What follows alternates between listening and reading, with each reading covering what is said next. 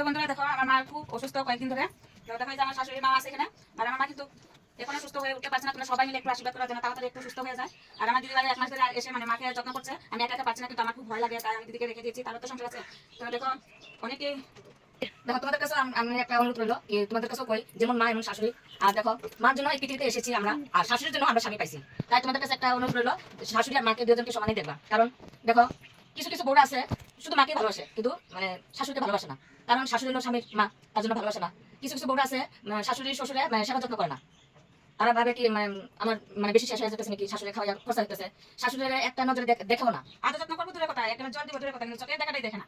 তো তাদেরকে মানে সবাইকে বলছি, কিন্তু আমরা তো মাও পেয়েছি, শাশুড়িও পেয়েছি, কিন্তু শাশুড়ি যে আমার কাছে আছে, তো শাশুড়ি নিজের মুখে বলতে পারবো আমরা কি ধরনের মানে শাশুড়িকে দেখি।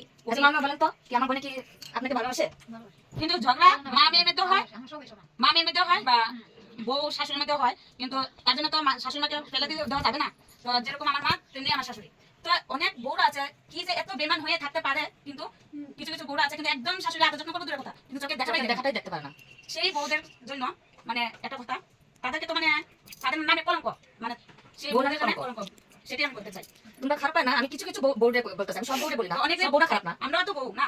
তাই বলছি যতটুকুই পারো মানে শাশুড়িকে একটু আদর যত্ন থাকতে দাম দিও, মানে আদর যত্ন একটু করে দিও। কেউ আদর যত্ন করো বা না করো, কিন্তু শ্বশুর শাশুড়ি মা বাবা এই চারজনকে বহুত আদর যত্ন সেবা করো, দেখো ভগবানও তোমাদেরকে দেখবে। এটাই আমাদের ঝগড়া তো সবাই লাগে, মা মেয়েও লাগে, শাশুড়িও লাগে। তার জন্য তো শাশুড়ি ঘর থেকে টাকা দিয়ে বার করা যাবে না।